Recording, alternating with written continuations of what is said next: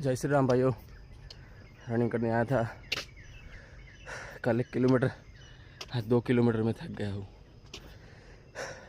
Hop चढ़ रही है मेरे को, बहुत मुश्किल पड़ रहा है स्टार्टिंग में तो, लेकिन क्या करें, रनिंग तो करना पड़ेगा। मैं आपको दिखाता हूँ वॉच में। हरे कृष्णा, ये देखिए 2 किलोमीटर थोड़ा और थक गया हूँ मैं। मुश्किल तो पड़ रहा है लेकिन मेहनत जारी रहेगी। ऐसे ही आप सपोर्ट करते रहिए।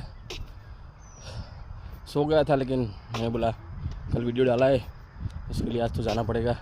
सोने से कुछ नहीं होने वाला, इसलिए फटाफट सुबह उठ के दौड़ने आ गया मैं।